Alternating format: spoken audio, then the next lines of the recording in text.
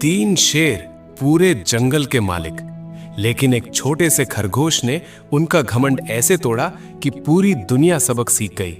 घने जंगल के बीचों बीच एक विशाल वन था। नाम था सूर्यवन। ऊंचे ऊंचे साल और सागौन के पेड़, ठंडी हवा, बहती नदी और चहचहाते पक्षी, सब कुछ मानो स्वर्ग जैसा। लेकिन उस स्वर्ग में एक डर छिपा था। डर तीन शेरों का। वे तीनों शेर इतने शक्तिशाली थे कि उनकी दहाड़ से पहाड़ तक कांप जाते। जंगल का हर जीव उनसे सहमा रहता। पहला शेर था सिंहराज। उसकी काया विशाल थी, चाल में रौब था और आवाज में ऐसा अहंकार कि जैसे पूरा जंगल उसी की जागीर हो। दूसरा था महादंत। उसके दांत तलवार जैसे तेज थे। वो हर समय अपनी ताकत का प्रदर्शन करता रहता। तीसरा था अग्निनेत्र। उसकी आंखों में आग थी, लेकिन वो आग साहस की नहीं, घमंड की थी। तीनों ने मिलकर जंगल में घोषणा कर दी, इस वन में वही रहेगा जो हमारे सामने सिर झुकाएगा। हम ही राजा हैं, हमारी शक्ति के आगे कोई नहीं टिक सकता। धीरे धीरे जंगल में डर का सन्नाटा छा गया। हिरन घास खाते खाते भी चौकन्ने रहते। बंदर पेड़ों पर चढ़ते हुए भी कांपते। पक्षी उड़ते समय दहाड़ की दिशा देखकर उड़ते। और इन सब के बीच एक छोटा सा खरगोश रहता था। नाम था चतुर। वो आकार में छोटा था, लेकिन सोच में बड़ा।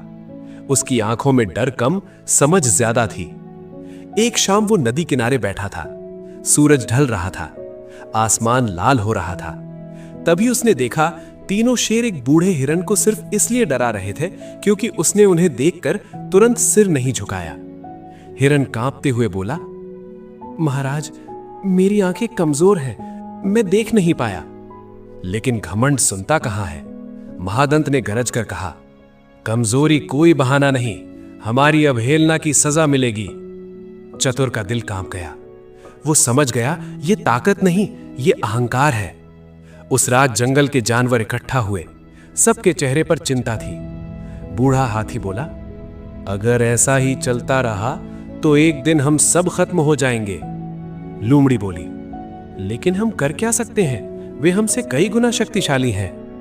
तभी छोटा सा खरगोश आगे आया। उसने धीरे से कहा, शक्ति बड़ी है, लेकिन बुद्धि उससे भी बड़ी है। सब उसकी ओर देखने लगे। तुम क्या करोगे? बंदर ने पूछा।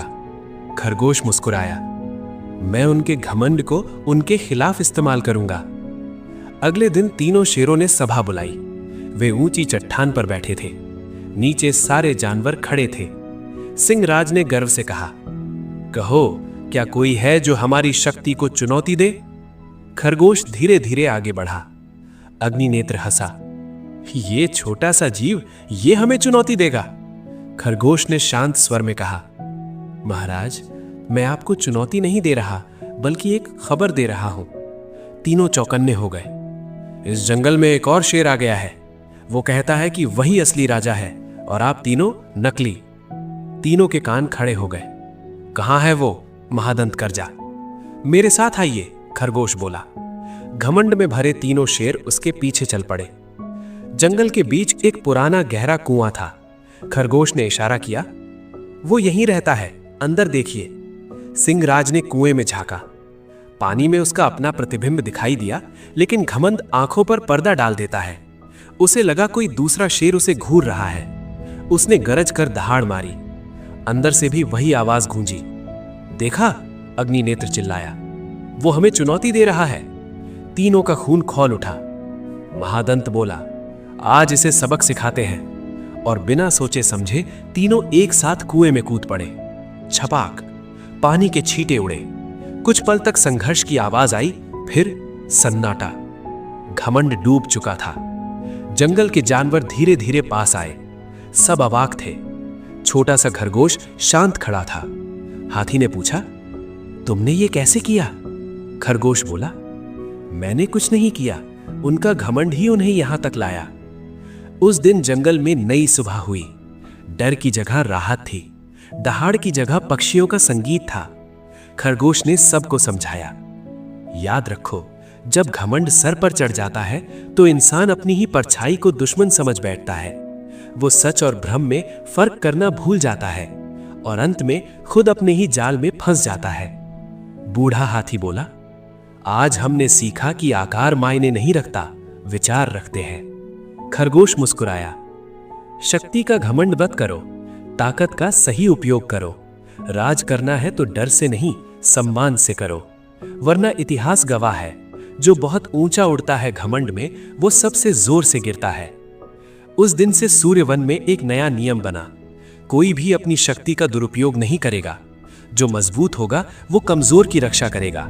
और जंगल ने सीखा कि बल से बड़ी बुद्धि है, डर से बड़ा सम्मान है और घमंड से बड़ा विनाश कोई नहीं। घमंड इंसान की सबसे बड़ी कमजोरी है। जब सफलता सर पर चढ़ जाती है तो समझ नीचे गिर जाती है। छोटा होना कमजोरी नहीं है, अगर सोच बड़ी हो।